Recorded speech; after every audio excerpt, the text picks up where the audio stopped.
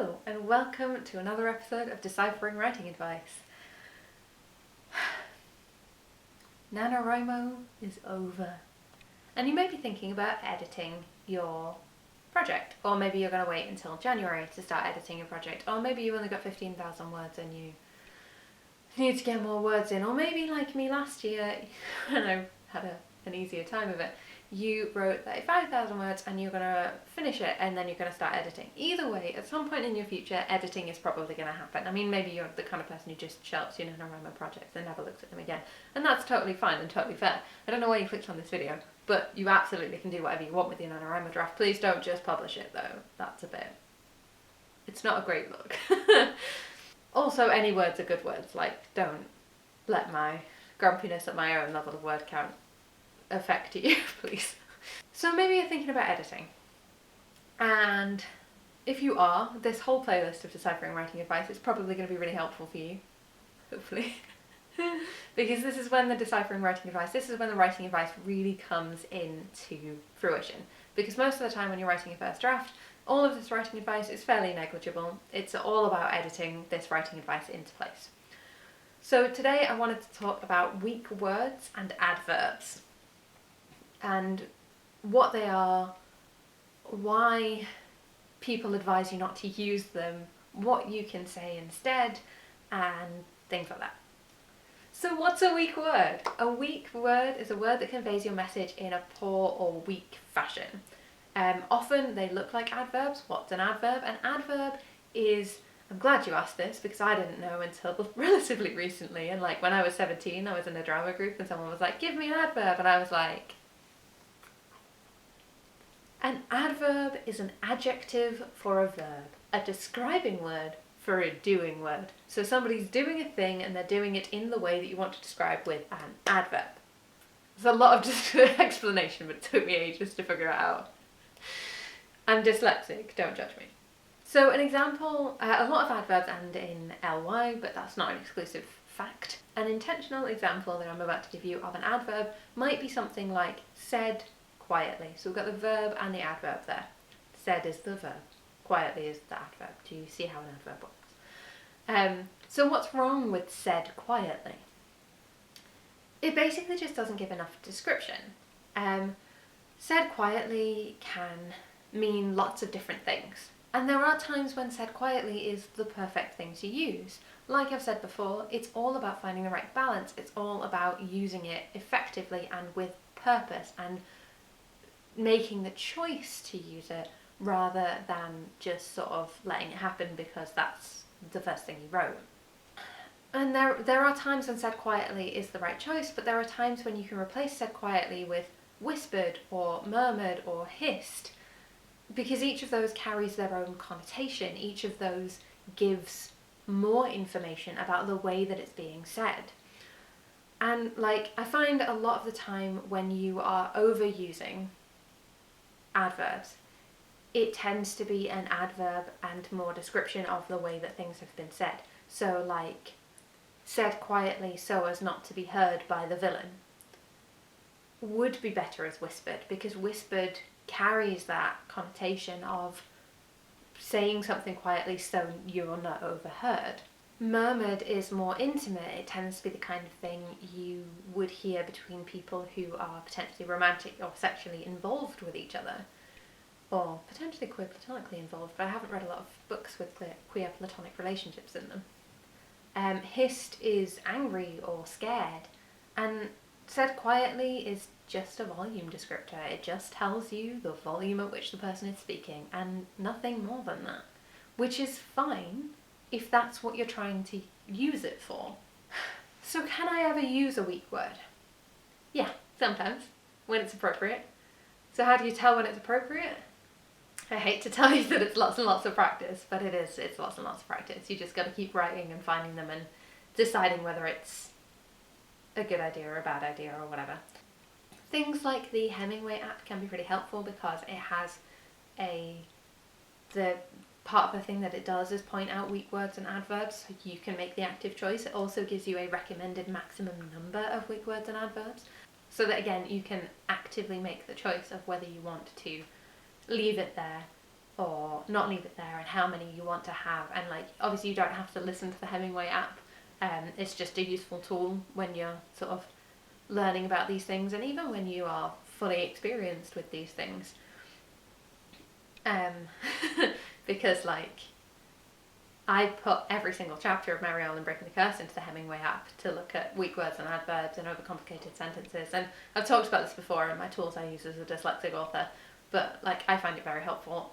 Not not affiliated with them in any way, I just think it's great.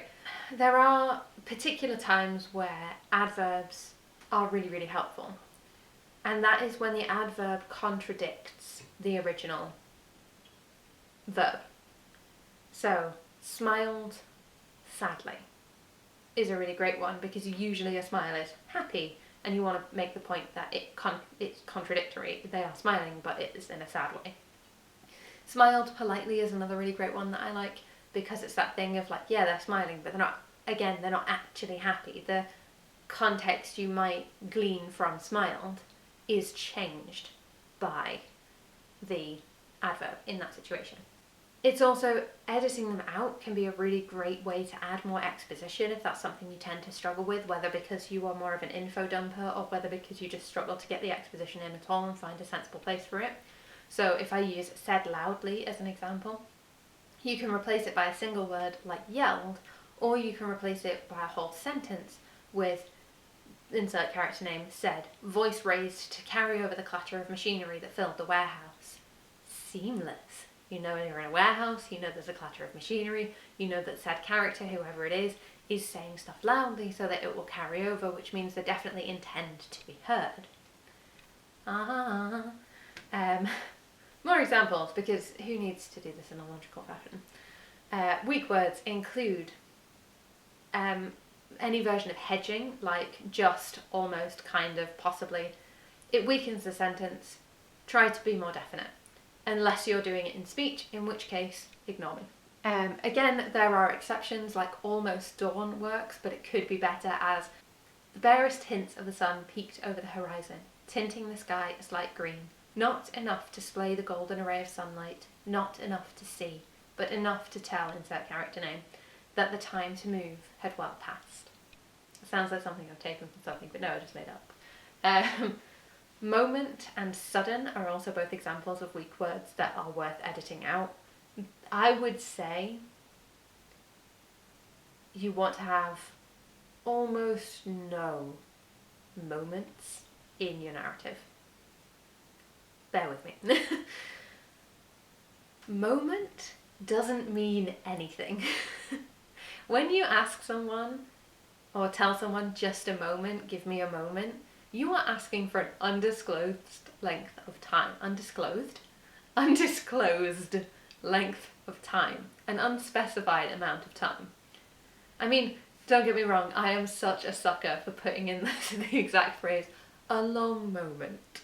For a long moment past, all of that kind of stuff. I'm a sucker for it, and it is a pain to edit it out, because you have to decide in that moment whether you want to be more definite or less definite with your time. Be more specific or more intentionally vague. And it is so awkward because moment's that really sweet spot right in the middle of it, but because it's that really sweet spot right in the middle of it, it doesn't actually mean anything, and you should pretty much always edit it out. You can do the thing of like the sun passing over the carpet. You can do the thing of like a weather change is a good example of change of time. You can have a character glance at the clock and realise how much time has passed.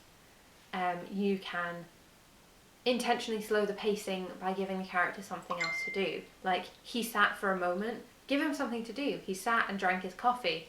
He got halfway through before the thing happened, or whatever, you know? And if you want to be more intentionally vague, you can say things like, I'm going to draw a real example from Arlan Breaking the Curse. Right, I will also mention that I think in the original version, this was literally just a long moment passed in the character's arms.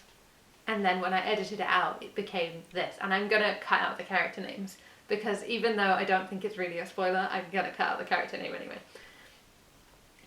His fingers twitched towards the back of my neck. The moon had waned only slightly from earlier in the week, too close to Terrier to shift as quickly as it normally did. It shone through the window in the hallway, lighting his face, glinting off the accolade buttons on his shirt. His eyes were dark. I couldn't say when we had moved closer together, but now his breath ghosted my face, as warm and gentle as the rest of him. The air in my lungs was suddenly too light. I could float away at any second. Only the touch of his warm hand where it had woven its way into my hair kept me from ending up in the Moon Prince's realm. Finally, his hand fell away. That used to be a long moment. Specific or intentionally vague? If you have any examples of weak words and preferably how to edit them out, or like examples of how one might edit them out, please do share them. Or feel free to ask if you know you have a weak word but you don't know how to fix it. Feel free to ask. We'll see if I or anyone else can get back to you and help you fix it. Don't forget you can enter my giveaway, my birthday giveaway. Ooh. My birthday giveaway. It's my birthday and I'm giving you presents. What you can win is either your very own signed copy of Mary Arlan Breaking the Curse and some other exciting extras, or your very own unsigned copy of the Mary Arlan Breaking the Curse mug, just sunlight, along with some exciting extras. So yeah, you can win either of those either by signing up to my mailing list and replying to one of my emails, probably the welcome email by this point, with your favourite quote from Mary Arlan Breaking the Curse. You will get the first 3 chapters for free if you sign up to my mailing list. Or you can do it over on Instagram. Just click through to my Instagram account and it's got all of the information there. All of the places to find me, where to sign up to my mailing list, where to buy your own copy of Mary Arlan Breaking the Curse if you just can't bear to wait for a giveaway. And read my short stories, support the channel with my Ko-fi account, all of that jazz. It's all in the description box below. Next to the like and subscribe buttons if you feel like hanging around. Bye. Of an adverb would be something like said quite near. Something like the barest hints of the sun peeked over the horizon, tinting the sky a slight green, not enough to carry the